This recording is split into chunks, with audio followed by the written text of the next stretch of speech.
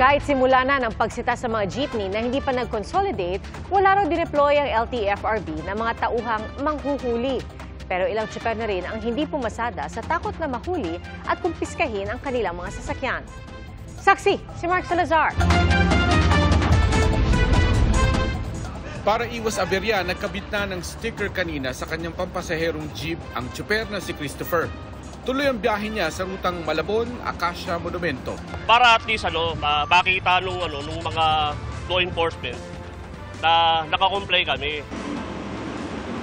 Sa rutang Paco, Rotonda, nagtahan sa Maynila, 40 jeepney ang hindi pumasada dahil hindi sila consolidated. Dismayado ang mga pasaherong nagkakasya lang sa 3 modern jeep na natirang bumabiyahe. Dapat siguraduhin lang may sakyan ng mga tao kasi kawawa ang mga commuter ngayon. Wala mas sasakyan. Paano kami pabiyahe kung huliin kami ng LTFRB? Biyahing-biyahe kami, tutusin lang. Kasi mga driver ko dito, puro may mga pamilya yung pinapakain. Ni isang jeep walang bumiyahe sa terminal na ito kaya humaba ang pila ng mga commuter. Ang iba, sinalo ng mga tricycle. Kawawa po mga pasahero. Wala pa akong choice para mag-tricycle kasi pag nilakad ko po, mainit po eh. Nag-deploy ng libreng sakay ang LGU ng Maynila.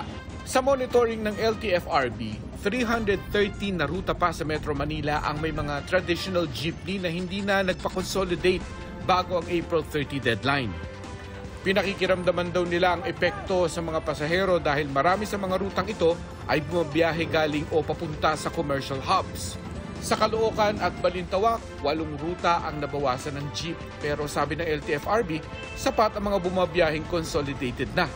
13 ruta naman galing at papuntang Blumentritt ang nabawasan ng mga jeep na bumabiyahe. May mga bumabiyaheng consolidated traditional jeepney at e-jeepneys. Sentro rin ng Babaan at Sakayan ang Cubao sa Quezon City, kung saan 13 ruta ang apektado. Pero wala namang na-stranded na pasahero. Nagpaalala ang LTFRB sa mga hindi pa nakakapag-consolidate na jeepney na huwag ng piliting bumiyahe. Ang mga mahuhuling lalabag pwedeng mauwi sa suspensyon ng driver, 50,000 pesos na multa sa operator at posible pang ma-impound ng 30 araw ang sasakyan. Ngayong araw na dapat ang simula ng hulihan pero wala pang pinalalabas na manghuhuli ang LTFRB. Kung sakali man manghuli kami, hindi ho yung lahatan or massive na ho. We'll just apprehend 2 to 3 per day. We would just like to drive the message po na sana huwag na silang bumiyahe dahil kolorum na po sila at hindi ho maganda na sila bumabiyahe. Baka ho may mangyari sa pasahero nila, hindi na po sila covered ng passenger insurance. Posible raw isagawa ang mga hulihan sa mga lugar na kakaunti pa lang ang consolidated jeepneys. Pasig po is one that we are looking into. And then part of Quezon City dito sa may bandang Commonwealth po, Silak at Novaliches.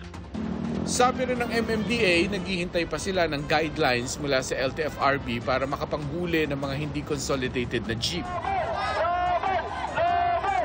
Pero tutol sa hulihan ng ilang grupo gaya ng Manibela at Piston kaya nagmarcha sila patungo sa tanggapan ng LTFRB. Hindi pa ba sila nakontento? Kinukuha na nga nila yung prangkisa namin na aming pinakikipaglaban. Pagkatapos yan, pati pa ba naman yung jeep ay kukunin pa nila, i-impound? So ano bang gusto nilang mangyari? Hindi naman daw sila tutol sa modernisasyon kundi sa proseso lang umano na gustong gawin kaugnay nito. Hindi namin ibibigay yung aming mga jeepney. May mga prangkisa kami, tanging ang Kongreso lamang ang pwedeng mag-revoke nito. Hinihintay pa namin ng tugon ng LTFRB tungkol dito. Para sa GMA Integrated News, Mark Salazar, ang inyong saksi. Mga kapuso, sama-sama tayong maging saksi. Mag-subscribe sa GMA Integrated News sa YouTube at para sa mga kapuso abroad, samahan niyo kami sa GMA Pinoy TV at sa www.gmanews.tv.